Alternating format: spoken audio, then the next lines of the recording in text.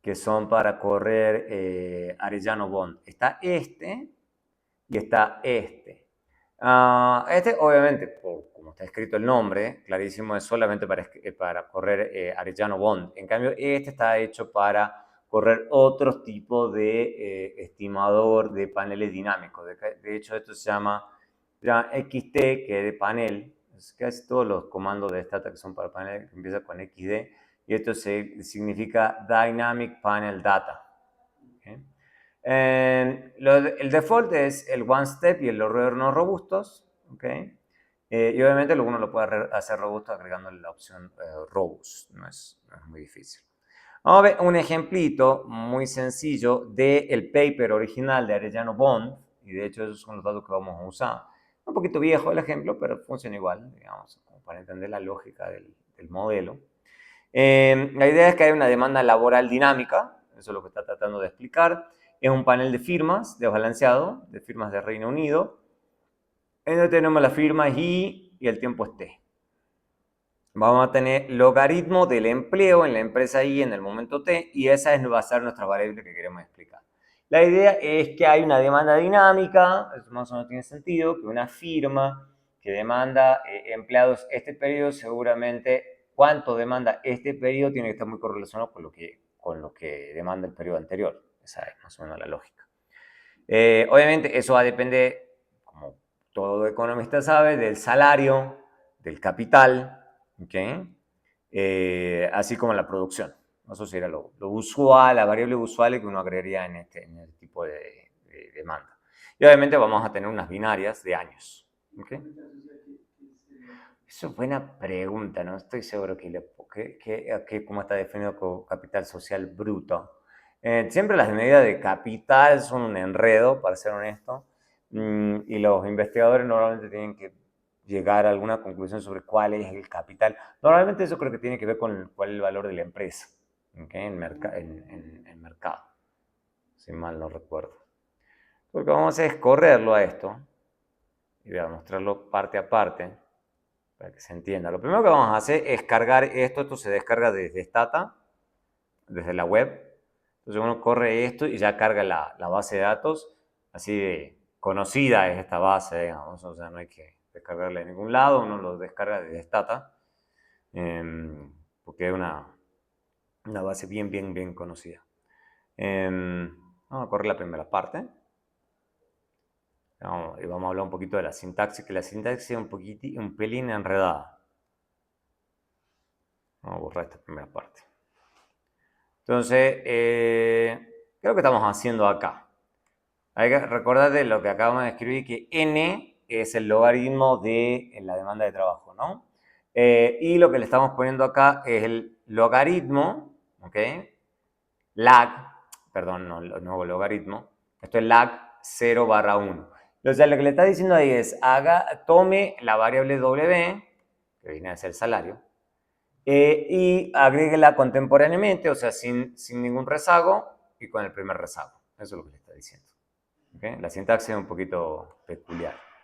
Después le dice a las otras dos variables, que una es capital y otra es producción, que las agregue contemporáneamente, por eso el lag 0, y primero y segundo rezago, ¿okay? De capital y producción. Después están las binarias de año, y el año. Eso me parece un poco extraño a mí poner las dos cosas, pero bueno, así es como está organizado. Yo o pondría lo uno o pondría lo otro, porque agregar las dos cosas me parece medio raro. Lo que le está diciendo acá LAX2, le está diciendo que a la variable dependiente, esta, quiero que la regrese contra t-1 y t-2, contra sus dos primeros rezagos. ¿Okay? Eso es lo que le está diciendo uno con ese comando. ¿Cómo? Es que salario solamente es un rezago y las otras dos, y las otras son Seguramente porque eso ya viene dado, ¿no? El ejemplo. Lo más seguro es que uno está tomando decisiones probablemente en función de alguna medida de bondad de ajuste, que eso, alguna cosa, una Kaike, un Bayesian, una cosa así, probando con diferentes rezagos a ver cuánto da. Y porque como siempre sabemos, eso sabemos de series, no hay ninguna guía que te diga de cuál es el número de rezagos que deberías que incorporar. De hecho, nada te impide que una vez hagas esto con un rezago de la variable, con dos rezagos de la variable dependiente, o sea.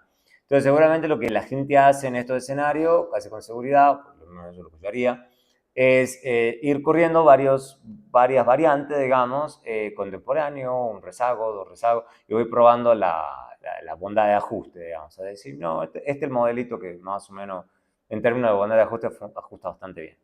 Entonces sería, yo creo que usaría un bayesiano o un Nakaike, pero creo que no estaría tan mal usar ¿cómo se llama? Un R cuadrado incluso, o sea, que es una medida de bondad de ajuste al final del R cuadrado, pero tampoco creo que sea tan problemático, especialmente siendo un modelo lineal. Bueno, ¿qué tenemos acá? Entonces, vemos el modelo y precisamente lo que hizo es lo que habíamos pensado. Lo que hizo es tomar la variable dependiente, lo hace contra el primer rezago y el segundo rezago. El segundo rezago es marginalmente significativo, el primero es estadísticamente significativo. Que es más o menos lo que uno siempre pensaría, ¿no?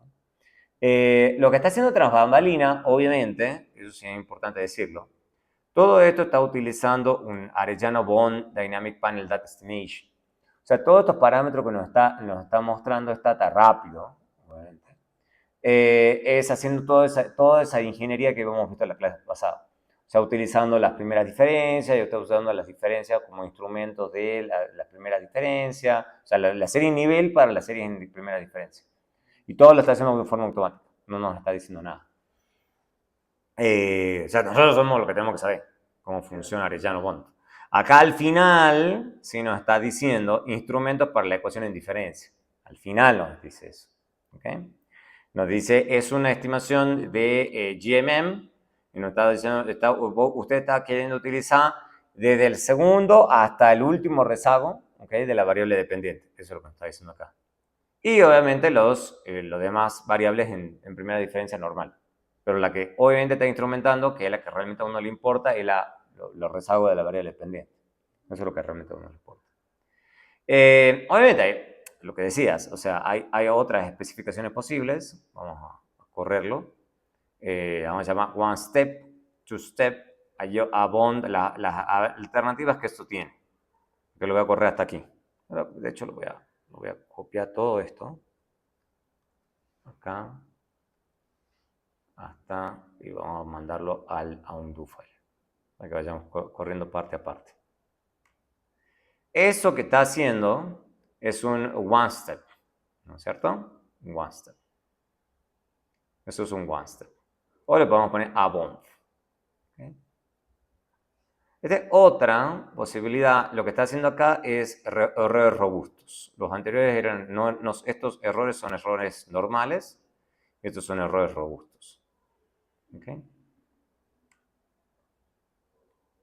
Y esto está haciendo, perdón, casi me olvido de esto. Es a bond. ¿Ok? Entonces, acá lo que está fijándose es si hay evidencia de autocorrelación de los errores en diferencia. ¿Ok?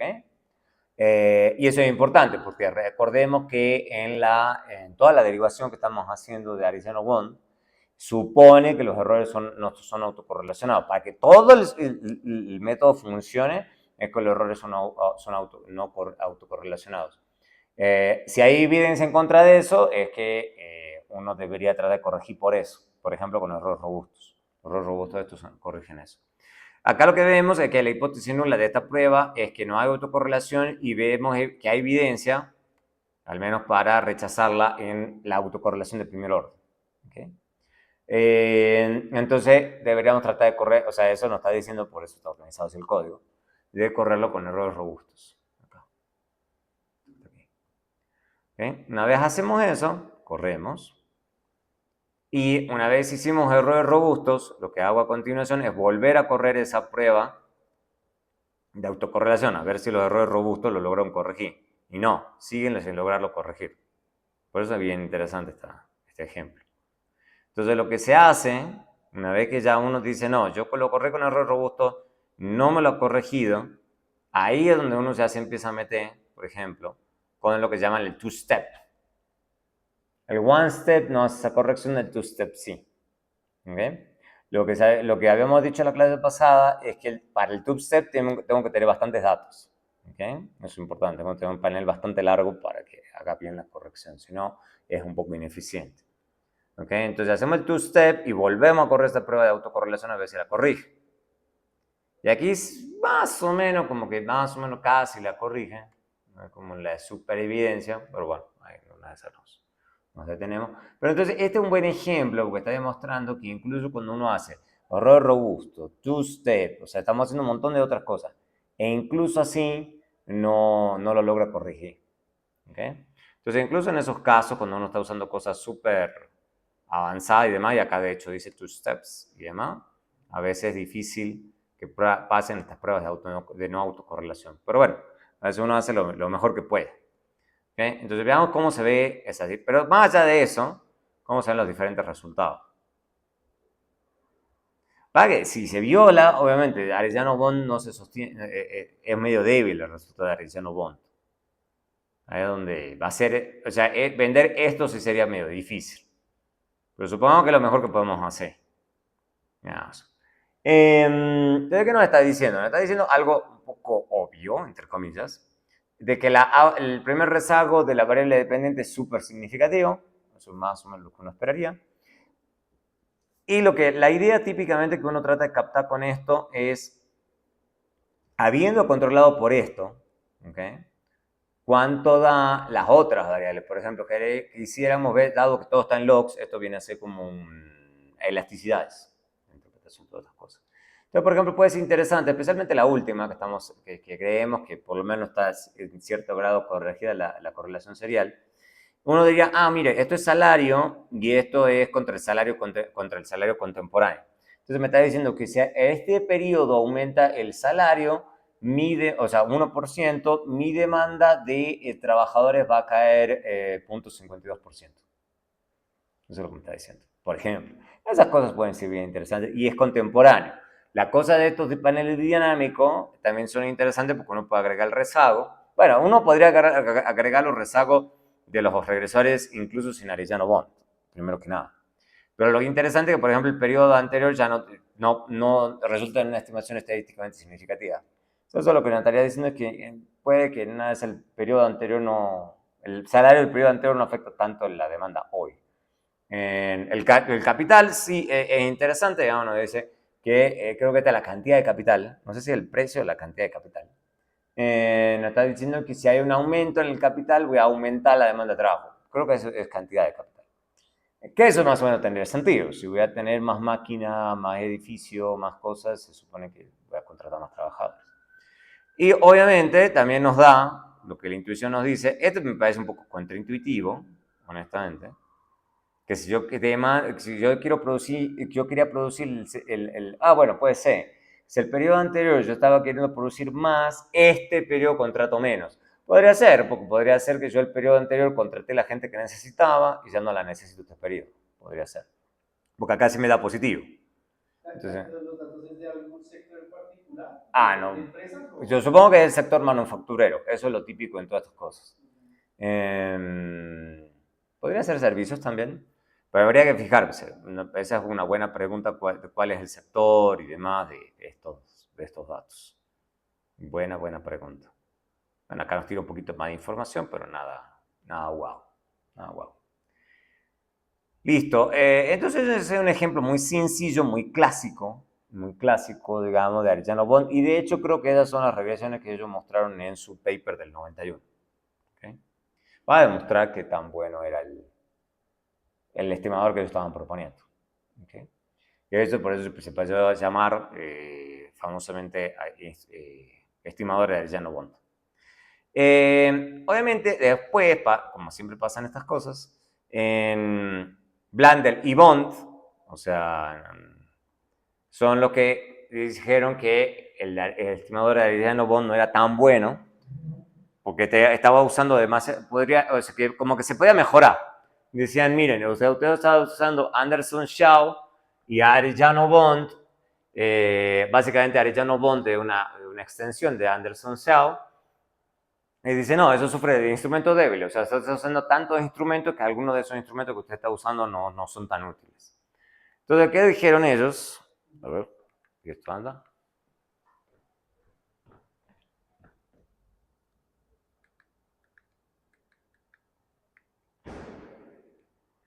No,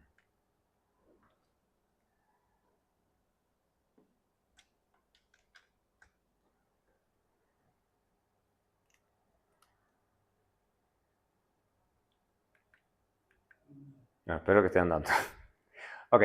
Entonces la idea es que armaron otro estimador, pero introdujeron un concepto de lo que se empezaron a llamar regresores predeterminados. Entonces, antes de pasar a hablar del estimador de Blundell-Bond, voy a hablar de que se entienden ellos, porque eso fue un concepto que ellos elaboraron, así como esos conceptos de estacionariedad y ese tipo de cosas. Bueno, hay un concepto de ellos que se llaman regresores predeterminados. Hablemos de qué son esos regresores predeterminados. La idea es que si queremos usar algún tipo de regresor, se dice que está predeterminado, si dado el error U y T, podemos escribir esto. O sea, básicamente que para el pasado de ese regresor, la esperanza de este producto es 0. Esa es la idea. Eso es predeterminado. O sea, básicamente que no estoy restringiendo el futuro ni el presente, pero sí el pasado. A menos que en términos del pasado no hay correlación. O sea, la idea es que el modelo es una proyección sobre la historia pasada completa de los regresores. Esa es más o menos la interpretación. Bajo este supuesto, ¿okay? La idea es que sí puede existir correlación entre X y T y U y T, porque no estoy restringiéndolo acá. Lo estoy restringiendo para el pasado, pero no para el presente. ¿Okay? O sea, la idea es que puede pasar que a futuro, digamos, para T de esto de igual a 1 en adelante, sí puede ser diferente. O sea, que pueda haber correlación con el futuro. Entonces, la idea es que volvemos al modelo inicial. Volvemos al modelo inicial. No es el inicial. Este ya es el modelo ya tomado en primeras diferencias. ¿Okay? Donde la heterogeneidad no observada ya se ha ido.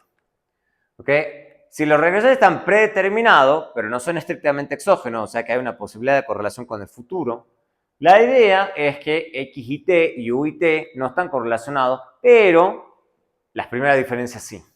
Esa es la idea. Esa es la idea. Entonces, o sea, y eso se puede probar. No es tan complicado. O sea, ponemos esto acá, esto así, como está, y lo que hacemos es abrirlo y tomar las primeras diferencias y distribuimos la esperanza. Estoy saltándome solamente un paso, para que se entienda.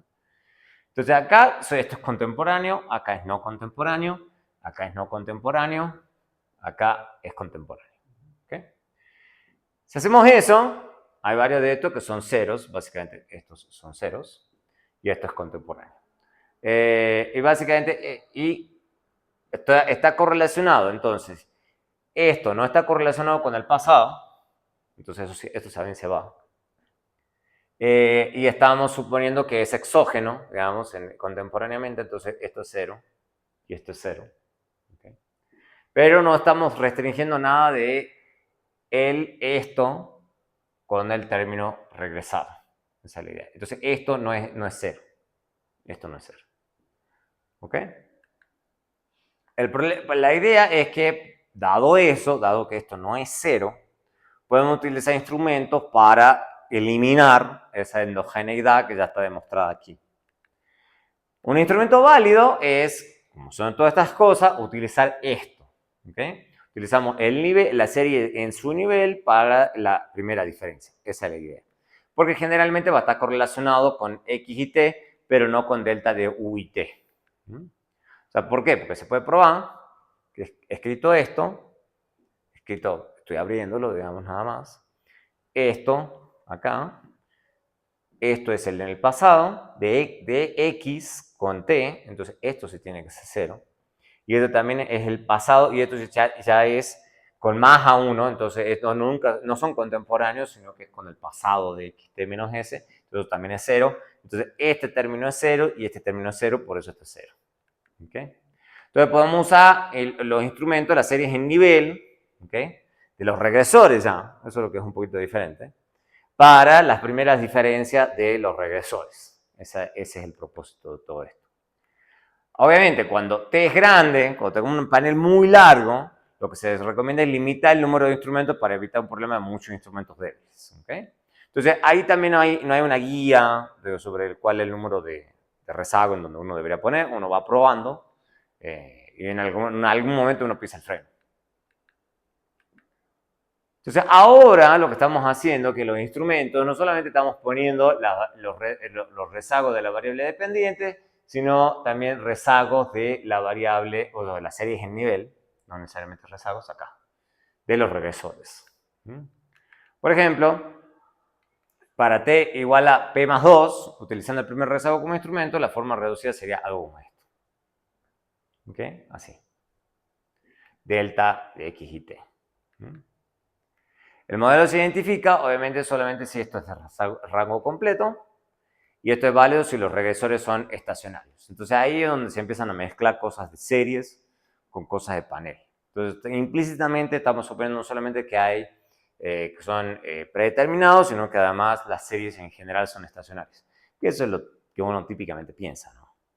Si los regresores obviamente sufren de raya unitaria, el modelo no se identifica. Entonces, de hecho, hay pruebas, digamos, vamos a ver, creo que las tengo en los ejemplos, pruebas para ver sobre si la C, o sea, hay, especialmente eso se podría hacer ¿cómo se llama? El panel es muy largo, ¿ok? Probar sobre si hay una evidencia de raíz unitaria. Lo que pasa es que hay acá las pruebas, y creo que las tengo buscadas, en algún lado están, son pruebas de raíces unitarias para cuando tengo varios individuos. Entonces no son exactamente las pruebas de raíz unitaria como he visto hasta ahora, sino de otros. Y básicamente hay que hacer eso antes de correr todas estas cosas, porque si no, obviamente, de nuevo, el modelo no se identifica. Entonces, bueno, obviamente hay una ligera diferencia entre hablar de regresores predeterminados y estrictamente exógenos. Es un poquito obvio, pero hay que hablarlo de todas formas. La ventaja es que obviamente es una relajación de los supuestos dinámicos, ¿no? Las desventajas es que reduce sustancialmente la fuerza de la identificación, especialmente cuando los regresores predeterminados son altamente persistentes, o sea, cuando hay un tema de radio unitaria, básicamente. Entonces, básicamente lo que estamos haciendo, hemos hecho hasta ahora, hasta Arellano-Bon y demás, es suponer estricta exogenidad, que es un supuesto fuerte.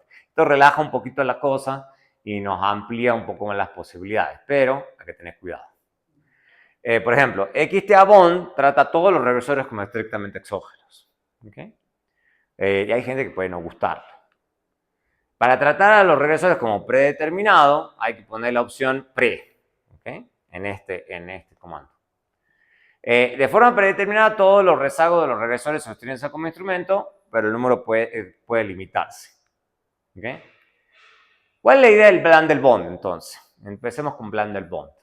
Este estimador tiene como objeto reducir el problema del instrumento débil y mejorar el rendimiento de nuestros finites.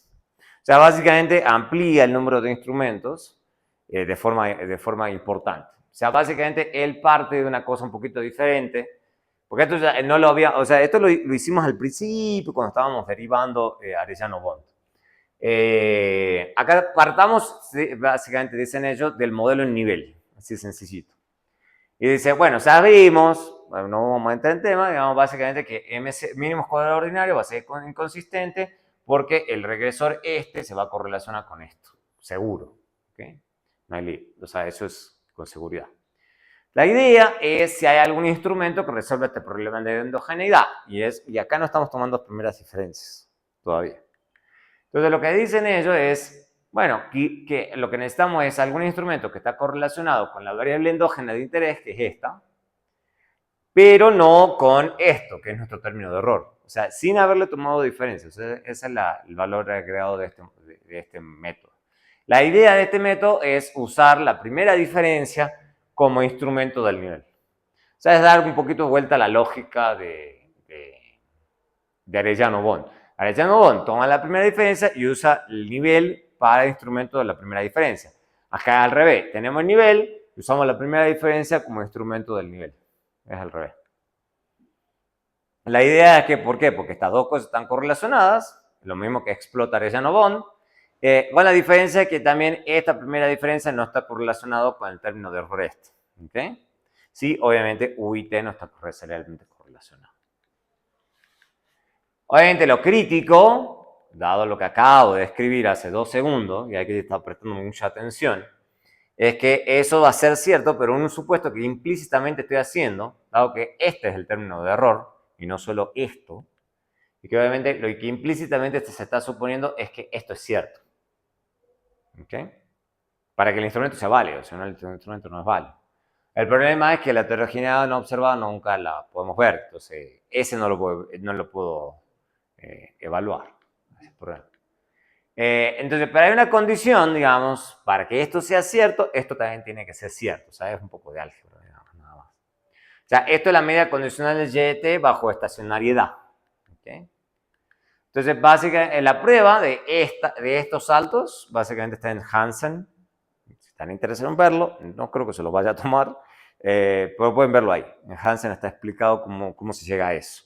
No es una prueba súper complicada, me parece que no aporta mucho, honestamente, en términos del uso de la técnica.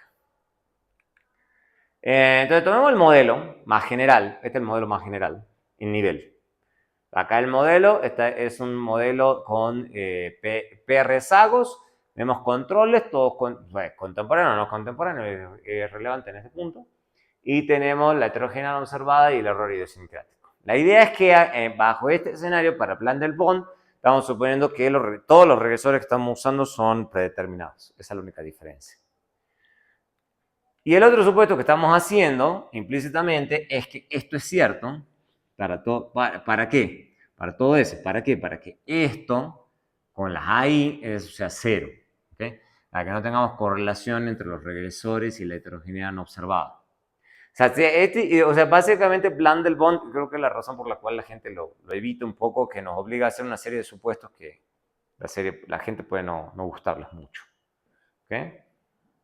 Eso dice básicamente que los regresores predeterminados diferenciados también se pueden usar como instrumentos para la ecuación de nivel. O sea, básicamente que estamos utilizando de la misma forma, o sea, Brandenburg está extendiendo esto un poquito más. Básicamente lo que estamos haciendo es no solamente usarlo a las primeras diferencias como regresores de la variable, de los rezagos de la variable dependiente, sino que también estamos utilizando las primeras diferencias de los regresores para los regresores en su nivel. O sea, estamos regresando varias cosas al mismo tiempo. ¿Okay? Y obviamente, ¿qué es lo que ellos dicen? Dado el supuesto que yo estoy haciendo acá, y dado este supuesto que también estoy haciendo aquí, ¿okay? Acá y acá, ambos supuestos, básicamente ellos dicen qué es lo que hay que hacer para hacer la estimación de GMM, Generalized Method of Moments. Dicen, lo que tengo que imponer es esta condición, o sea, que es un poco sencilla, digamos, o sea, porque básicamente esto es tomar el modelo yo sé que la correlación de esto con esto es cero, o es lo que estoy suponiendo, entonces ahí lo único que me queda es esta diferencia, ¿ok? Del modelo, ¿okay? Que es esto que está acá, o sea, eso es básicamente el error, solamente que sin la. Eso es lo que está escrito ahí.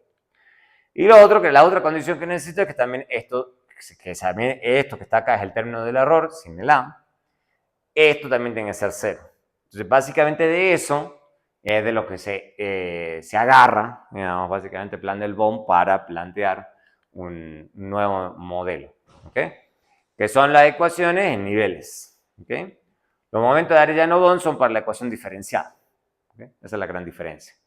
O sea, Arellano-Bond básicamente es el modelo muy parecido, solamente que es para las series acá en vez de tener las diferencias, tenemos las series en nivel, y acá las primeras diferencias y así sucesivamente.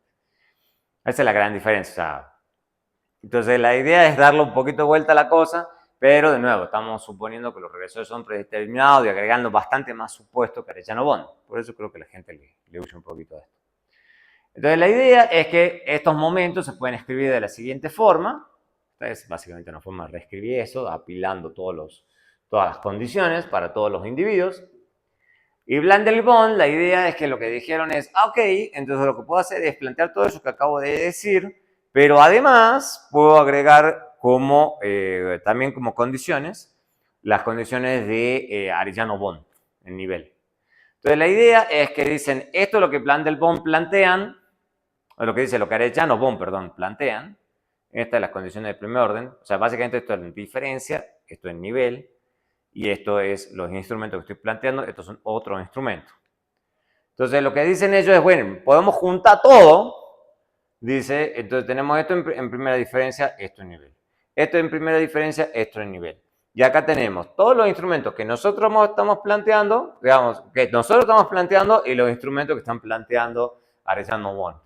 Lo que podemos hacer es juntar todo. Eso es lo que ellos están diciendo. Juntemos todo, digamos, y corramos todo de una sola vez. Entonces ellos dicen lo que podemos hacer es juntar todo esto y plantear una sola condición para que acá está metido todo. En una ecuación están metiendo todo para estimar todos los parámetros que nosotros queremos utilizando todos los instrumentos que tenemos a mano. Eso es básicamente lo que está haciendo. Haciendo todo al mismo tiempo. Y el estimador de Blundell-Bond se encuentra aplicando GMM a esta ecuación. O sea, básicamente uno utiliza esta ecuación, ¿okay? Y uno se pasa a utilizar lo que se llama el análogo muestral. ¿Okay? Porque básicamente en base a esto nosotros podemos juntar, o sea, operativamente hablando podemos utilizar esta fórmula y lo que hacemos es sacar la media muestral de esto en vez de la esperanza. Porque la media muestral es el análogo muestral de la esperanza. Eso es lo que está diciendo. Entonces, básicamente lo que podemos hacer es tomando esto y apilando esto en una matriz y esto apilando, o sea, en vez de escribir esto para cada uno de los individuos, que es lo que acabo de escribir, lo que puedo hacer es apilarlo para todos los individuos, a todo esto y básicamente tener una sola ecuación, ¿ok? Con la diagonal acá está con todos los instrumentos y de la diagonal H, que no me acuerdo qué era. Bueno, esto es al final lo que va a usar toda la... Esto es la parte operativa, o sea, esto es lo que va a usar la máquina, ¿ok? Entonces, básicamente, el estimador de Blundell-Bond en un paso, básicamente, eso se ve muy parecido a mínimo cuadrado ordinario, no parece, pero es mínimo cuadrado ordinario, donde la matriz varianzas-covarianzas está dado por esto que está acá adentro. Y estos son los instrumentos que estamos utilizando. Entonces, básicamente, esto viene a ser un estimador de variables instrumentales utilizando una forma de varianzas-covarianza muy peculiar. ¿Okay? Eso es lo que en esencia está haciendo. Es el estimador de Blundell-Bond. ¿Okay? Con los residuos dados por esta expresión, que también se ve muy sencilla, pero no es tan sencilla, que están metidos acá adentro. Entonces, la matriz de varianzas-covarianza es esta cosa gorda, que es una forma sándwich, un poquito más gorda, digamos, de la que uno está acostumbrado en álgebra matricial, donde típicamente esto es el pan, de acá, esto es el sándwich, este es el jamón y el queso, en la parte del medio, donde obviamente esta es otra cosa que podemos obtener en un segundo paso, ¿okay? Que este es el Blundell-Bond en dos pasos, ¿ok? Es básicamente recalcular esa forma, digamos, de covarianza. O sea, el anterior no es robusto a heterocedasticidad y correlación serial, este sí. Esa es la idea. Y obviamente utilizamos esto acá y esto que está acá. Y obviamente ya nos toca volver a calcular, porque esto va iterando un montón de veces. Básicamente esto se podría hacer ad infinitum, digamos. Básicamente uno corre la primera etapa, uno no le da, encuentra evidencia de correlación serial o heterocedasticidad, uno hace la segunda etapa, o hace la tercera, o hace la cuarta, y así sucesivamente. ¿Okay? Entonces se puede volver bastante iterativo. La idea es que, ¿por qué la gente le puede gustar un poquito más a Blundell-Bond que Arellano-Bond? ¿Okay? Porque básicamente funciona mucho mejor cuando tengo una alta correlación, ¿okay? En las variables. ¿Okay? O sea, básicamente mejora mucho el Arellano-Bond, o sea, cuando tengo series básicamente que no se comportan bien, o sea, muchas series con raíz unitaria, básicamente. Entonces, en ese caso a la gente le gusta un poquito más Blundell-Bond. La desventaja, obviamente, es que hay condiciones, todos los supuestos que estamos haciendo. Estamos haciendo toda una serie de supuestos, digamos, para que eso funcione bien. Y además tenemos que suponer que todas las series que estamos utilizando son estacionarias. ¿Ok? Y bueno, hay que ponerse a probar, digamos, a ver si todo eso es cierto. Entonces necesitamos básicamente tener muy buenos datos. ¿Okay? Muy buenos datos. O sea, básicamente porque tenemos que tratar de estar casi que seguro que esto es cierto. Y esto es muy difícil, o sea, no es muy difícil, no se puede hacer. Esto no se puede probar. ¿Okay? Y esto básicamente, si esto no es cierto, entonces tenemos todo estimaciones sesgadas, en esencia. La desventaja de los estimadores de two-step son las mismas que siempre. O sea, básicamente a medida que nos vamos haciendo one-step, two-step, three-step, four-step, o sea, cada vez va más, en teoría, deberíamos estar corrigiendo lo mejor posible el tema de correlación serial y heteroelasticidad, en teoría. Y obviamente, a medida que tenemos T grandes, o sea, cuanto más largo es el panel, más cuidado tenemos que tener, igual con Arellano-Bond, de la cantidad de instrumentos que estamos usando. ¿Okay? Entonces, eso también es otra buena advertencia. En Stata, ¿cómo se puede correr estimador de Landel-Bohm? Bueno, hay dos comandos de nuevo. Está este y está este. ¿Okay? Este ya lo hemos visto recién. Este no. Básicamente esto, por default, hace los estimadores one step y los errores robustos no están. Para el estimador two step y errores robustos se usa la opción two step y BCR robust. No es tan complicado. ¿Okay? Vamos a correrlo y lo que voy a ir mostrando es cómo se ve en cada caso. En este caso, en vez de que XT Abond, voy a poner XT DPD. ¿Okay? Ese es lo que voy a usar. Y después voy a mostrar cómo funciona con el otro comando, el sys. ¿Okay? La sintaxis es lo que cambia bastante, digamos, respecto a lo anterior, porque básicamente esto es, o sea, este es los mismos datos de Arellano-Bond de recién, exactamente lo mismo. Pero acá, ¿qué es lo que estamos haciendo? Eso es importante señalarlo. El primer comando, ya ahí dice, Arellano-Bond estimator with two lags of dependent variable included as a regression and strict exogenous covariates. Entonces yo no le estoy diciendo acá nada, o sea, de que sean predeterminados, en ningún punto. Acá, ¿qué le estoy diciendo yo? Le estoy diciendo, mire, córrame XT DPD y fíjate que cambió un poquito la sintaxis de cómo estaba escrito antes. ¿Okay? Entonces acá lo que le está diciendo es, estas son las variables dependientes que yo quiero. Entonces acá ya no es como antes que yo le pongo la dependiente y acá le ponía los rezagos como en XT Abond. Por eso la gente creo que usa más el XT Abond. Sino que se lo tengo que decir acá. En este lado. Acá es donde ya le pongo las variables dependientes de mi interés. Acá le estoy diciendo difference GMMIB n. O sea, le estoy diciendo que a las variables en diferencia utilice la serie en nivel y yo le estoy indicando cuál es la que yo considero que es endógena, que es la variable dependiente. O sea, es medio enredado, o sea, leerlo. Y lo que le estoy diciendo acá es a las otras que van a estar en diferencia, utilice estos, o sea, básicamente es lo mismo que está acá. ¿Okay? Lo que le estoy diciendo es a los demás regresores, utilícelos como sus propios instrumentos. ¿Okay? Eso es lo que le está diciendo acá. ¿Cuál es el segundo? El segundo le pone simplemente más controles. En la misma ecuación, solamente que le está poniendo unos controles adicionales de binaria por año, pero el resto es lo mismo. Exactamente lo mismo. Sin constante y no sé por qué eso, hascons, ahí dice no cons, hascons, no sé por qué eso funciona bien. Pero se me da la atención, habría que ver el comando. Bueno, a ver, sigamos viendo antes de correrlo todo esto. Esa es una posibilidad, ese es con el XTDPD, ese es otro, con dos rezagos, muy parecido a este. Incluyo como regresores, pero lo único que le voy a cambiar acá es que utilice varianza, covarianza robusta. Entonces, todo lo mismo, pero al final uno le pone two-step BCR robust. Esa es la idea. Sigamos. Entonces, después este es con dos rezagos como variable dependiente, two lags of dependent variables incluidas a regresos. Este es con un rezago. Pues no, uno juega con eso siempre, digamos. Uno puede jugar con cuánto rezago uno quiere poner. Entonces acá lo está escribiendo con otra anotación, ¿ok? Lo está escribiendo con otra anotación diciéndole que quiero que agregue, que debe ser para sintetizar, rezago de la variable dependiente, del salario y el capital. Estos son años, binaria de años. Esto es lo que yo quiero que le ponga como variable ya para instrumentar. ¿Okay?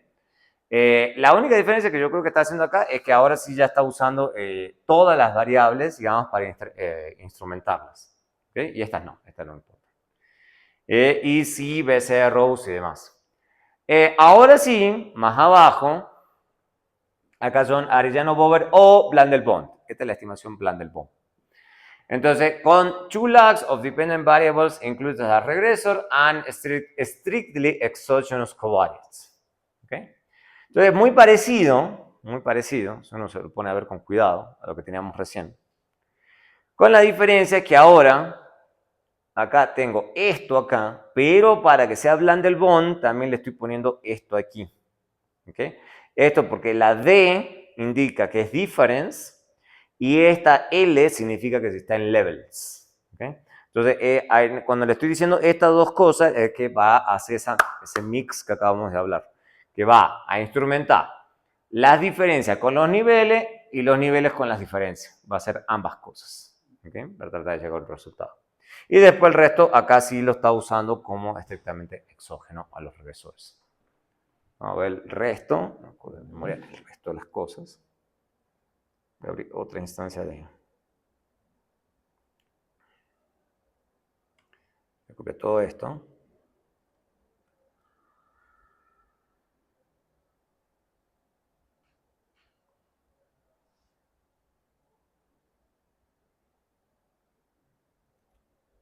¿Ok? Listo, ahí se ve. También y más, un poquito más claro.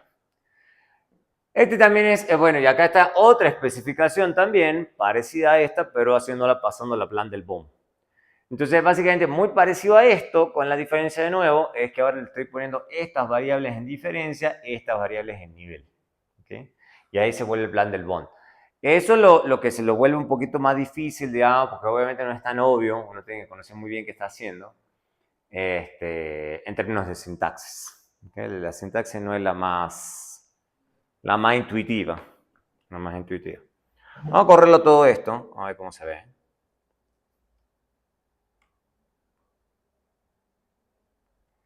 Cómo sale la salida, ¿okay? Desde el inicio. Lo interesante de esto es que acá nos dice directamente, no nos dice Arellano-Bond, no nos dice Blandel-Bond, él dice directamente Dynamic Panel Data Estimation. Chao. Uno tiene que saber qué es panel dinámico. No le pone nombre. Más o menos esto es más parecido, siempre parecido a la parte del panel de toda la vida. Lo que cambia, obviamente que acá sí nos dice el número de instrumentos que está usando. ¿Okay? Tengo que ser consciente de eso. O sea, tenemos 611 observaciones, 38 instrumentos que está usando. ¿Okay? Resultados en 2 etapas, eso sí lo deberíamos saber. Lo está haciendo el clustering por ID. Y acá sí está usando errores robustos. A ver, voy a fijar un poquito más arriba, creo que tengo esta es la segunda regresión. Esta es la segunda regresión. Listo, vamos desde la más sencilla. Pero en todos los casos va a decir esto. Dynamic Panel Data Estimation. En todos los casos. Estos no son errores robustos. Este es one step. ¿Okay? Es el defecto. Si le queremos decir two step, le tenemos que decir al comando two step. No lo va a hacer por defecto. ¿Okay? Y acá sí está haciendo más o menos lo que habíamos pensado. Esta es la variable dependiente. Está usando T-1, T-2. Está usando el salario contemporáneo, el salario T-1, la producción contemporánea, la producción T-1 y el capital. Siempre es importante leer qué es lo que sale. ¿Okay? Y después nos dice instrumentos para la ecuación en diferencia. Eso hay que leerlo acá.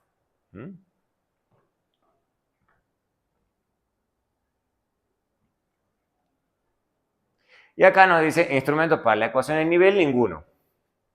Cons, es la constante. ¿Por qué? Porque yo no le dije que lo haga. O sea, es una estimación de Arellano-Bond. ¿Okay? Hasta ahí eso es lo importante que hay que tener en cuenta. Arellano-Bond, lo único que hace, la única diferencia que tenemos acá es que estamos usando has-cons, no-cons. No me acuerdo cuál es la diferencia de esta segunda que está haciendo acá. Le agrega los años.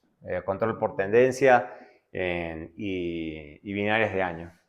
Lo que yo digo, me parece medio raro hacerlo a ambos porque precisamente todo da no significativo, que es lo más lógico. No sé para qué agregarlo así, pero bueno.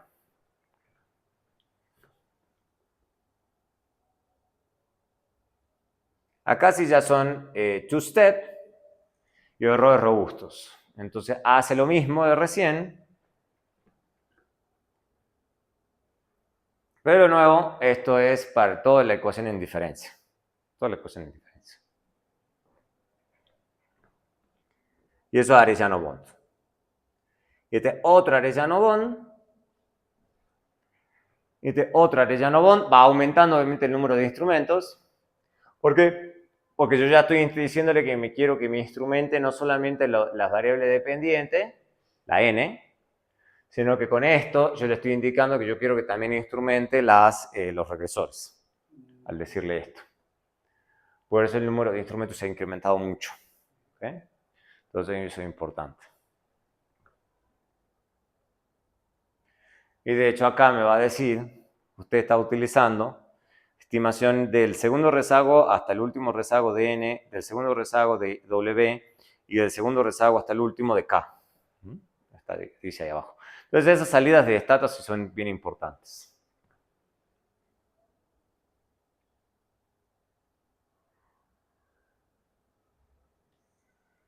Bien, ahora dicho eso, acá ya tenemos Blundell-Bond, que son un poquito diferentes. Entonces acá ya les hemos dicho nosotros a él que queremos que la diferencia y la de nivel, queremos que instrumente la variable esta, la variable dependiente.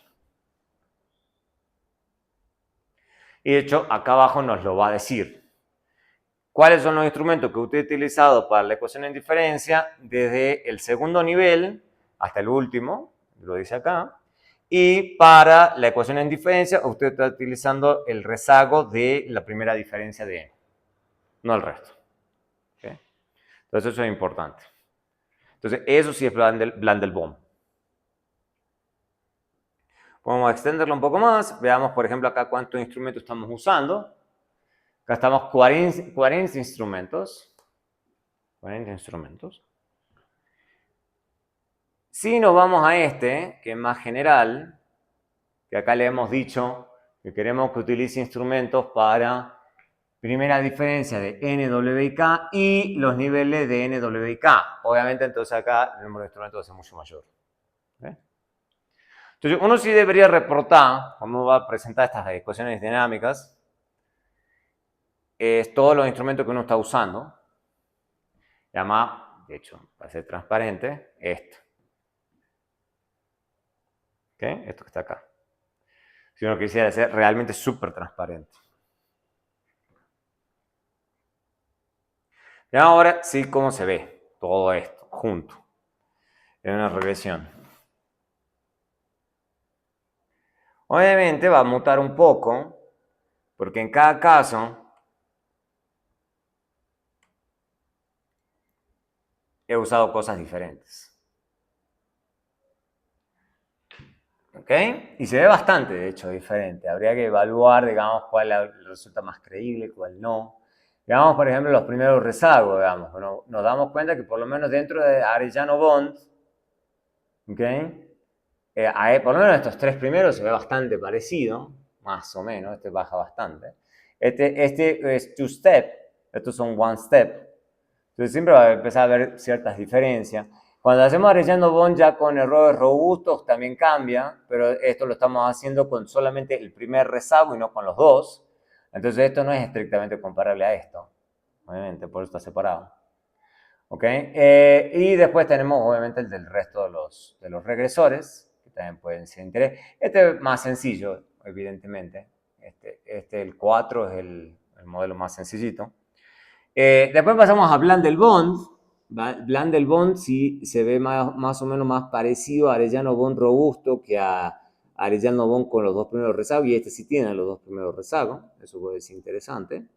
Y tenemos acá Blundell-Bond con error robusto, que también se incrementa bastante comparado con este, porque claro, estamos eliminando el segundo regresor. Yo creo que en la suma y restas probablemente este sea el más o menos más creíble, digamos. Porque además es más comparable.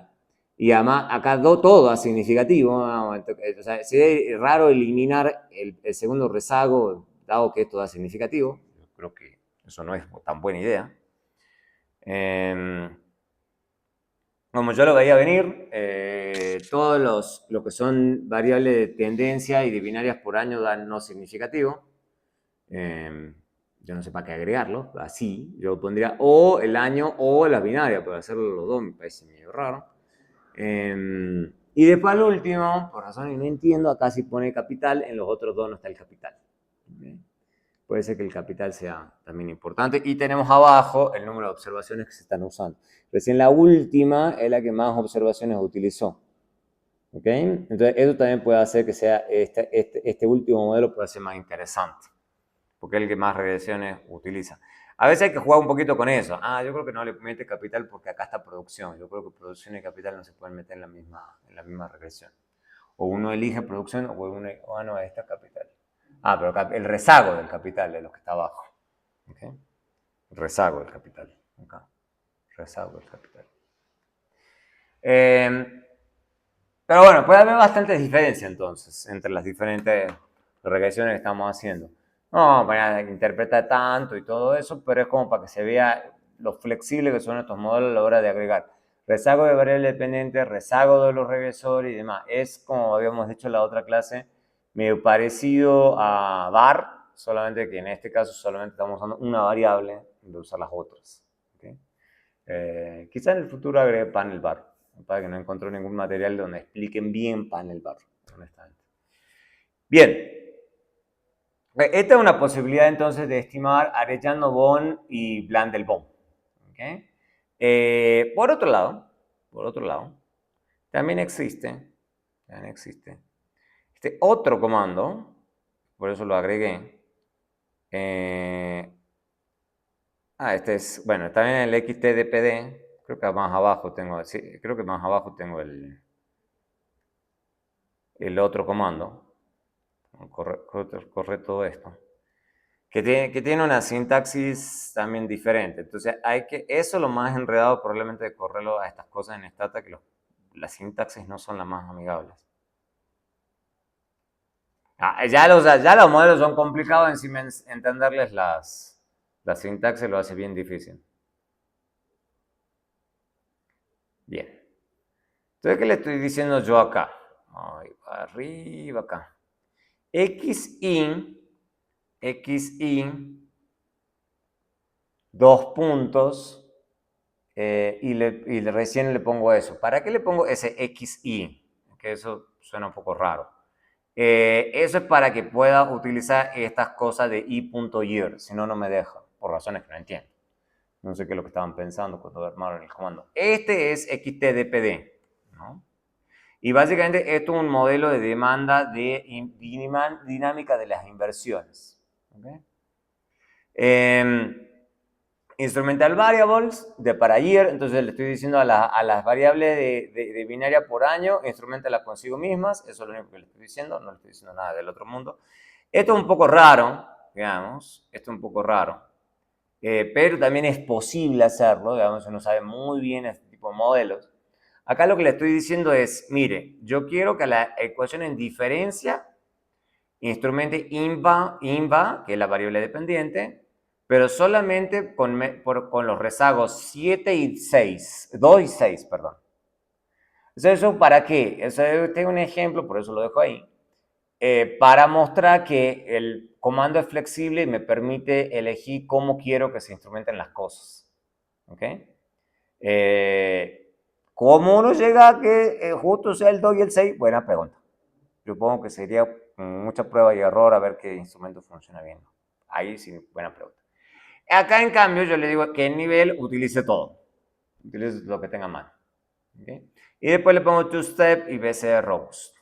¿Okay? ¿Ese i.gr es como una interacción entre ID y año o simplemente? No, es solamente de año. Lo que pasa es que si no le pones X y 2 puntos y te dice que no te lo va a permitir. O sea, lo que hace automáticamente Stata en ese caso es hacer por sí mismo las binarias.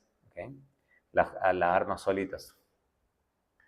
Entonces acá sí, esto es por año, el número de observaciones es bastante más grande. Creo que no me acuerdo si eran firmas o qué eran, creo que son firmas. Entonces esto demanda dinámica de inversiones. la inversión contra su primer rezago y el segundo rezago, y básicamente acá no hay controles, básicamente lo único que estoy controlando es por tendencia. Eso es lo que estoy haciendo con estas variables. Y me dice acá claramente, estos son los instrumentos que usted está utilizando para la ecuación en diferencia y las que están en nivel. Entonces, esta ecuación claramente viene a ser una ecuación de Blandel-Bohm, ¿okay? Por cómo está diseñada. Ahora podemos agregarle, obviamente, nunca nadie, lo que sabemos, o sea, nunca nadie compraría esto tan fácil, sino que hay que agregarle controles. Y entonces, esta otra ecuación, tengo esto acá, es la misma ecuación que acá, la misma, con la diferencia que le vamos a poner un montón de otras valuaciones. Esto es valuación, deuda, CFA, no me acuerdo que era CFA, un montón de otras variables a nivel de empresa, pero le ponemos las mismas cosas, solamente que hacemos que instrumente tanto variables dependientes como los regresores. ¿Okay? Y ahí va a correr con controles y sin controles. ¿Okay? Vamos hasta abajo. Entonces, esta es una estimación de esta ecuación de demanda dinámica, de inversión dinámica, haciendo Blandel-Bohm sin controles, sería este el resultado, y con controles este. Entonces ya evidentemente, por ejemplo, con controles nos está indicando que ya el segundo rezago no es tan estadísticamente significativo. Eso es lo que más o menos nos estaría indicando. Y bueno, y eso está súper simplificado porque no muestra los errores estándar. Y acá nos está mostrando, obviamente, que los controles que hemos agregado claramente tienen mucho que ver con la demanda de inversión en esas empresas. ¿Okay? Valuación, deuda, que más o menos en sentido, no me acuerdo que era CFA. De hecho, siempre uno tiene que hacer eso, para que vea que la descripción no es la más, no es la más clara. ¿Ya? Y esto de Hansen. Creo que en Hansen está más explicado qué es cada una de las variables. Pero podrían ponerle una pequeña descripción acá, pero bueno, está hecho así. Este es un ejemplo de Hansen. ¿Ok? Entonces, este ejemplo es de Stata y el otro ejemplo es de Hansen. Me parece que está bien porque es como para que uno esté acostumbrado a utilizar diferentes tipos de comandos con diferentes opciones. Hay otros comandos, obviamente. Por ejemplo, está lo que habíamos dicho, el XTABOND, que es un poquito más amigable. Es esa la sintaxis, básicamente, donde acá le estamos poniendo en lax como opción el número de rezago que queremos. O sea, el default es solamente T-1. ¿Okay? Y básicamente los regresores estrictamente exógenos se pone acá. O sea, en el momento que estamos suponiendo que estamos usando este comando supone que los regresores son estrictamente exógenos. Y obviamente, como siempre, estas variables son usadas como su propio instrumento, como siempre.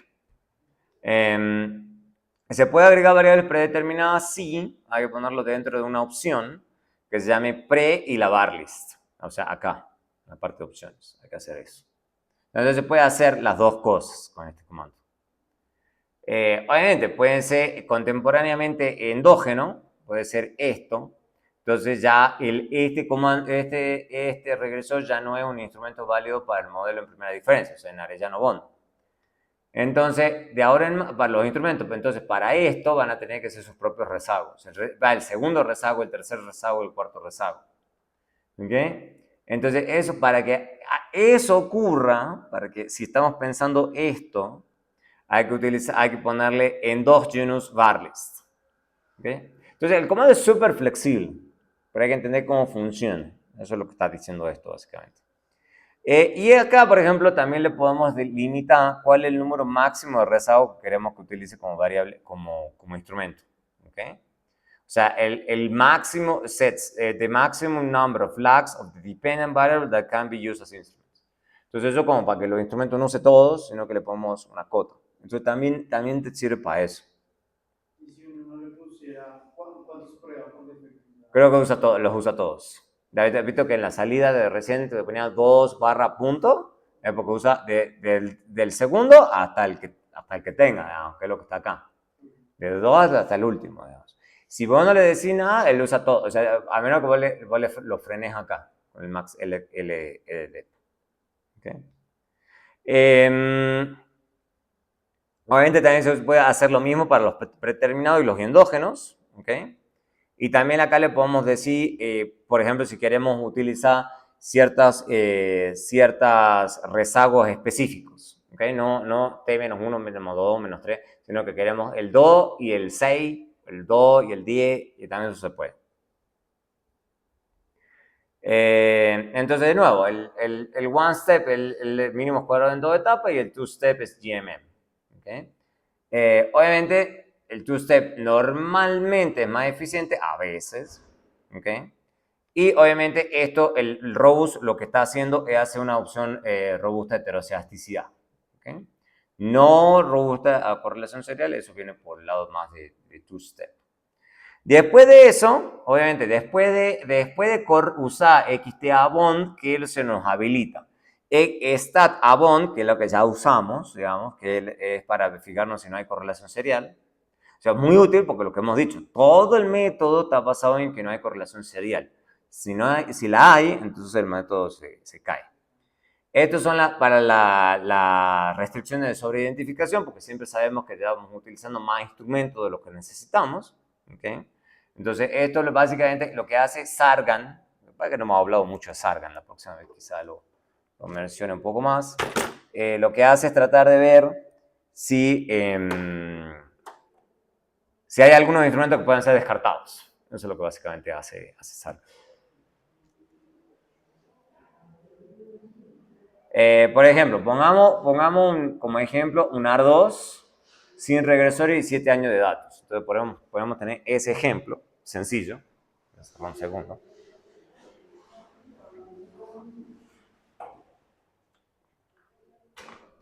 Es un ejemplo simple.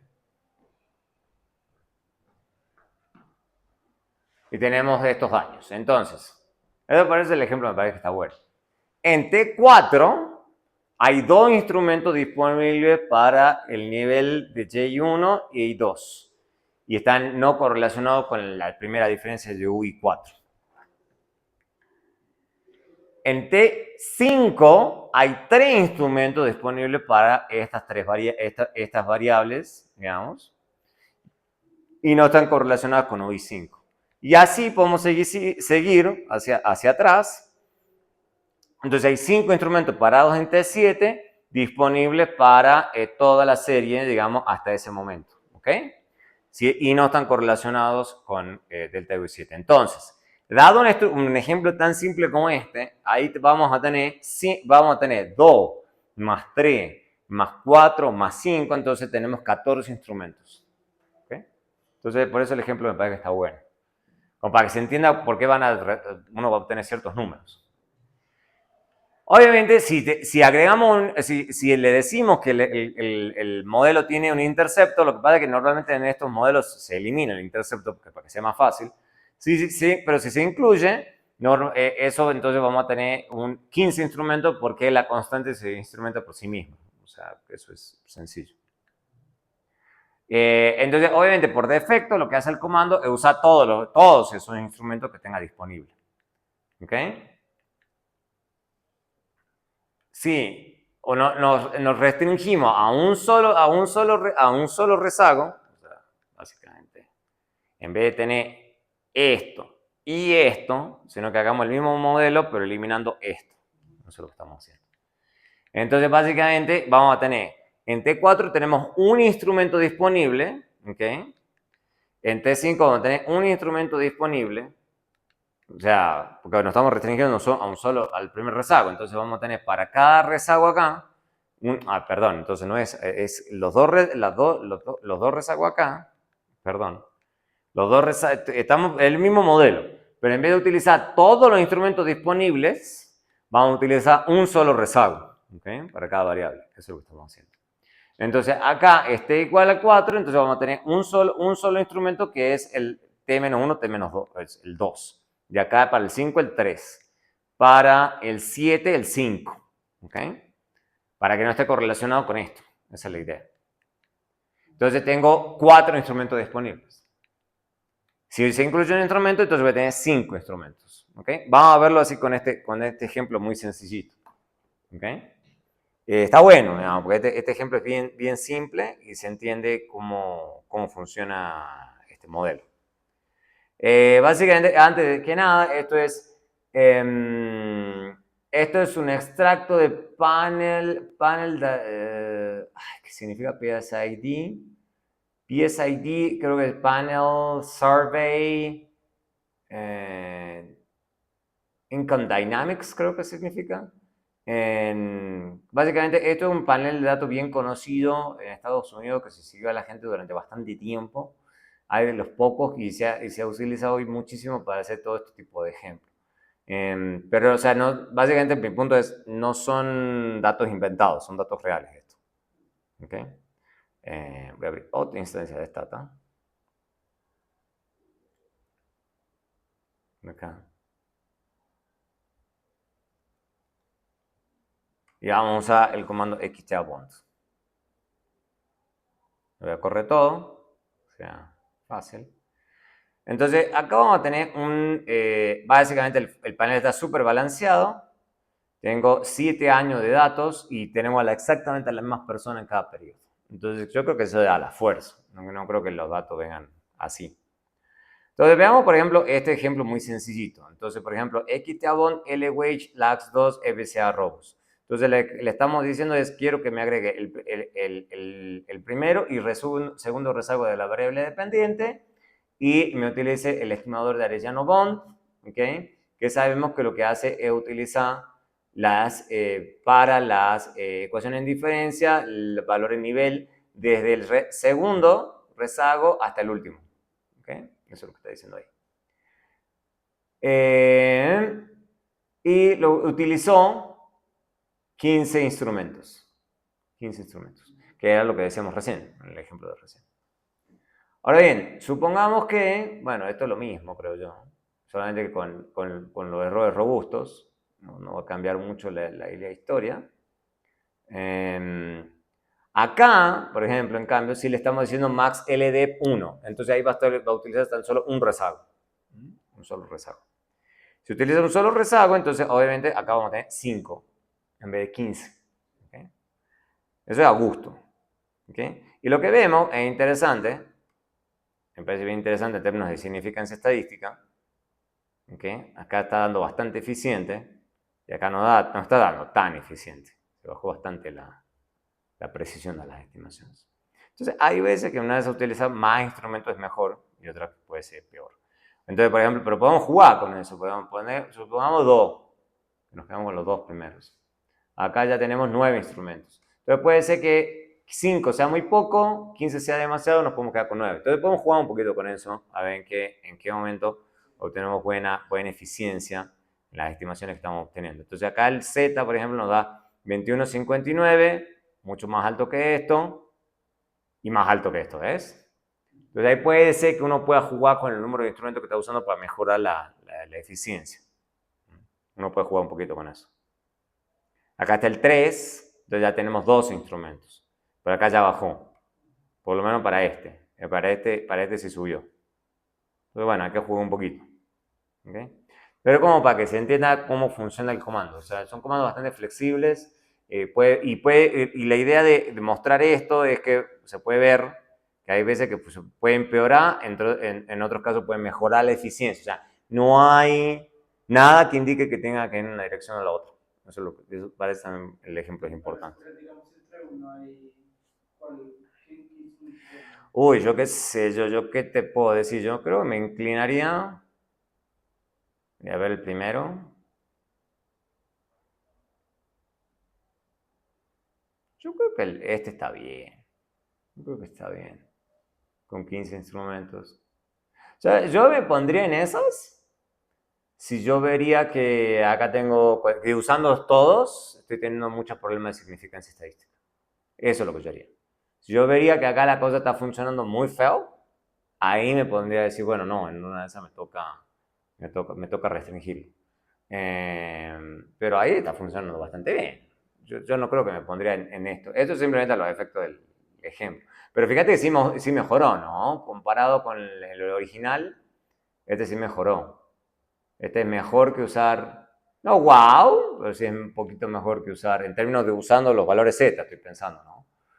Un poquito mejor en términos de eficiencia. Entonces puede ser.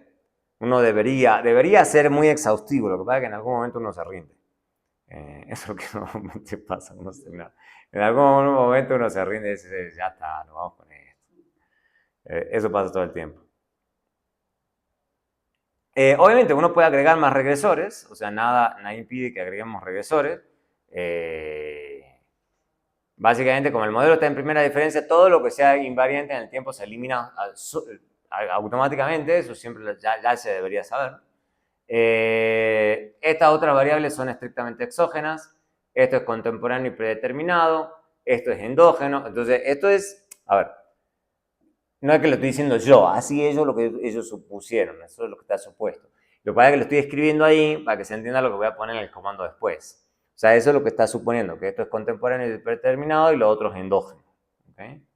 Entonces acá, por ejemplo, esto está diciendo que Wix es contemporáneo y predeterminado y le está diciendo que a Wix le utilice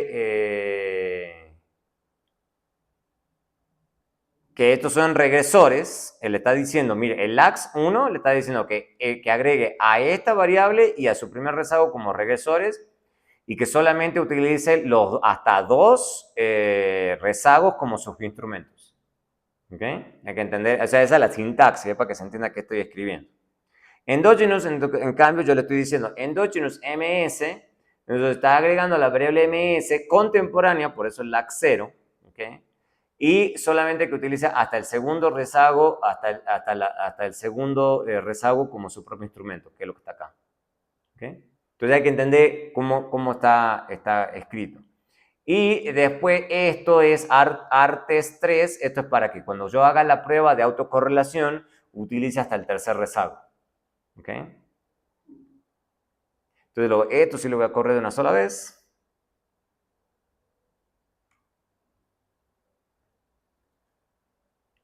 Esto ya lo tengo acá.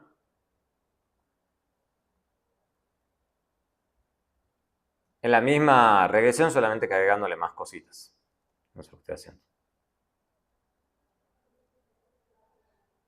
Lo corro. Vamos a ver cómo se ve. Entonces acá hay que entender que en todas esas opciones que estoy haciendo, qué es lo que está haciendo esto. O sea, qué es lo que está usando tras bambalinas. ¿Okay? Porque no me dice nada acá. No me muestra ninguna primera etapa ni nada. Me está diciendo claramente que agregó Wix contemporáneo. Esto sí lo instrumentó, porque yo se lo estoy diciendo, que me lo instrumente. ¿Okay? Endogenous Union también lo instrumentó. ¿Okay? Hay otras que sí están estrictamente exógenas, que son estas. Esta no les hizo nada. ¿Okay? Porque yo le estoy diciendo que no le haga nada.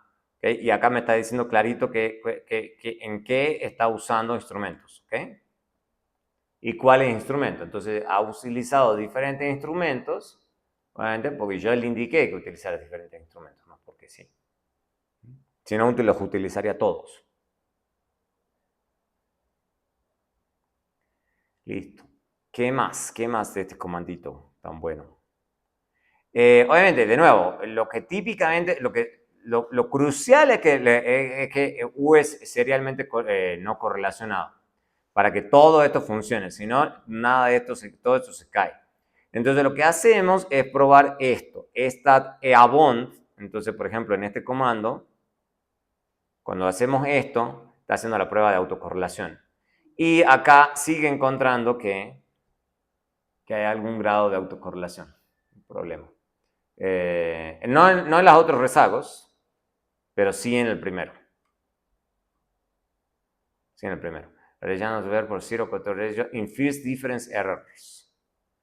Ya fija, no me acuerdo si Hansen interpreta esto como que no, porque esto es la primera diferencia. Eso se los veo.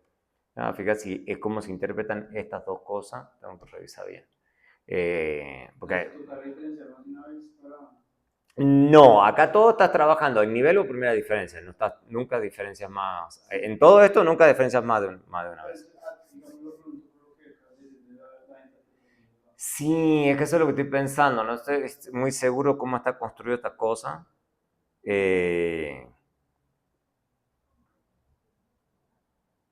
O sea, básicamente esto evalúa si la primera diferencia está correlacionada con la primera diferencia de esto para k mayor a 2. Creo que por eso es que a vos no te importa el 1. Lo que te importa es que esté correlacionado con los demás. Creo que ahí viene la historia. ¿Qué pasó ahí? O sea, que en ese sentido sí lo solucionaría. Yo creo que ahí está bien. Yo creo que con esta... Pasa que no entiendo por qué está cambiándome la... Me puso ahí unas cosas raras. No sé. Trata de no guardarlo. Listo. Bueno, eso es lo que acabo de correr. Este abont. ¿Okay? Fija bien el tema de cómo se interpreta correctamente esa prueba de autocorrelación. Me parece que este ejemplo hace rato que lo he visto.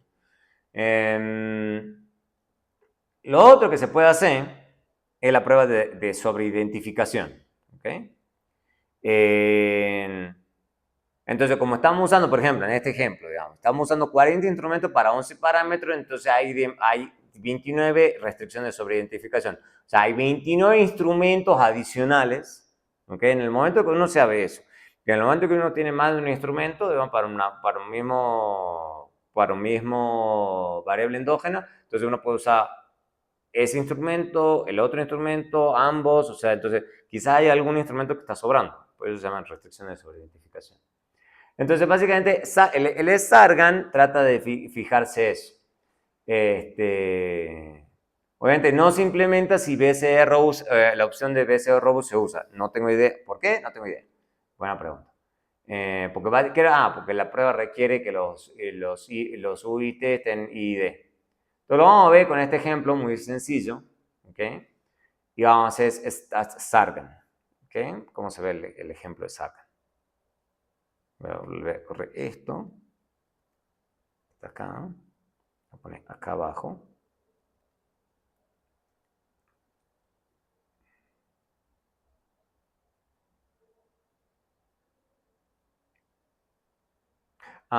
Perdón.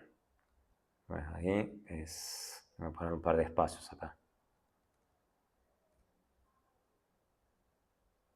Listo. Entonces, lo que me está diciendo acá, la prueba de sobreidentificación, o sea, me está diciendo si las restricciones, o sea, si básicamente si tengo que usar o no esas variables. Básicamente, algo de evidencia hay de eso. Algo. Pero es marginalmente significativo. Entonces, como que me está diciendo en una, o sea, básicamente eso me está diciendo, mire, quizás algunas podría descartar. Eso es lo que está diciendo eso. Algunas en una de esas podría, porque es marginalmente significativo. Si lo pudiera rechazar significa que tengo que usarlas todas. ¿Okay? Pero no te dice, digamos, más o menos cuál. No, no. Sí, no es la... Como toda prueba de hipótesis, ninguna prueba de hipótesis te dice exactamente qué tienes que hacer. Bueno, llegamos a ver... Sí, bueno, porque esto ya es muy pesado. Llegamos hasta ahí porque este es el otro comando. Este es el otro comando. Todo lo que acabamos de hablar es con el XTABond. Todo. Y es bastante bueno y mucha gente lo usa. Y es bastante más flexible de lo que uno cree. Este es un enredo, pero también existe. ¿Okay? Pero es el que se necesita usar para si uno quiere hacer Arellano-Bober o Blandel-Bond. ¿Ok? Lo vamos a ver la próxima clase y en una de esas, la próxima clase, este jueves, empecemos con tema nuevo. Lo que pasa es que el ético, sí que más enredado, entonces prefiero verlo con un poquito más de calma. Creo que, pero típicamente la gente usa XTABond. O sea, que depende de qué tan lejos uno se quiera enredar. Creo que ahí estamos bien por ahora. Entonces llegamos hasta ahí. ¿Ok? Y vamos a ver si la clase que viene empezamos con binarias con panel. Binarias con panel. O multinomial. No sé cuál es el orden que puse. Creo que puse primero binaria y después multinomial.